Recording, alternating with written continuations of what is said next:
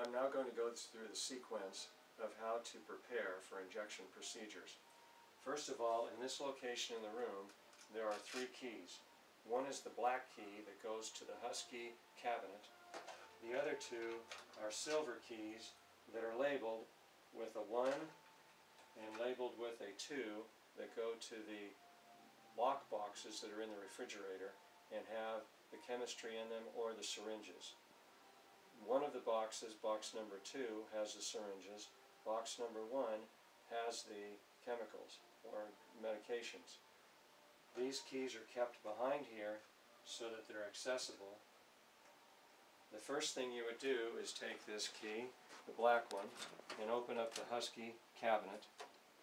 And you'll see within the cabinet there are little mini cabinets that have different labels on them for the different types of needles that are available. The most common one that we use is a 25G or 25 gauge 1 1/2 inch needle. Above that are the 1/2 inch and 3/4 inch needles that are the second most common we use. Separate from that, we have some 2 inch needles, we have 2 and 3/4 inch needles, 1 1/4 inch needles, and then we have some smaller 1 inch needles in this area. This is the box that has the gloves that we use. These are the trays, the place where the trays are stored that we use for the injections. And these are the different syringes. We have the 5mm, the 10mm, and the 20mm syringes. When we get prepared for an actual injection, the preparation includes one of these trays. The tray should be a standard tray like this with a hemostat, which is this instrument, and the velcroed in Band-Aid and cotton ball holders. This is the holder that you put the actual syringes into, and this is the needle safe that the full syringe or the red colored syringe you would put in upside down, and I'll show that in a moment.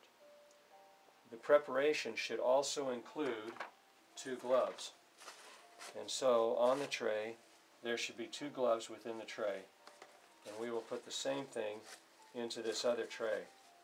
This would be a prepared tray.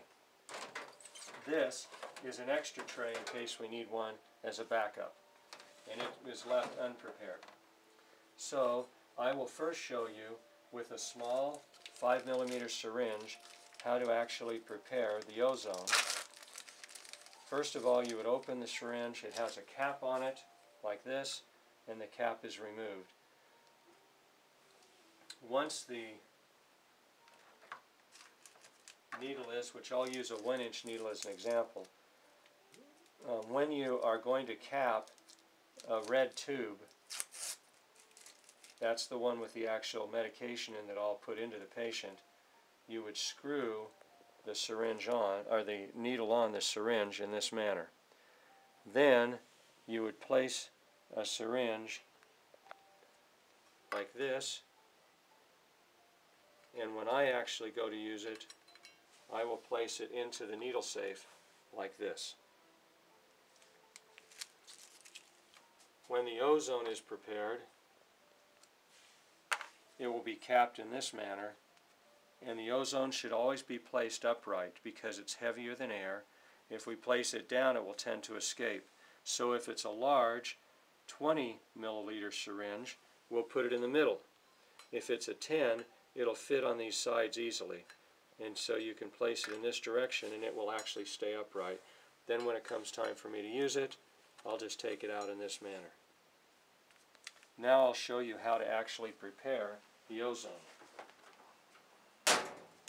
First of all, you'll take the cap off, place it here, and Dr. Barnes has prepared all of the directions that I'm going to give you and placed it onto the actual ozonator machine so that you can refer to that.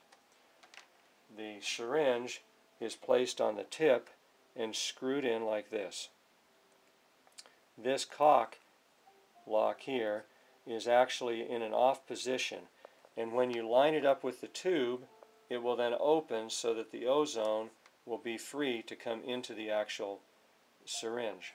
We'll start with it closed, and we'll open up the machine by placing it to 1/4 like that. We'll then turn this knob 1/4 of a turn. We will then turn on the ozonator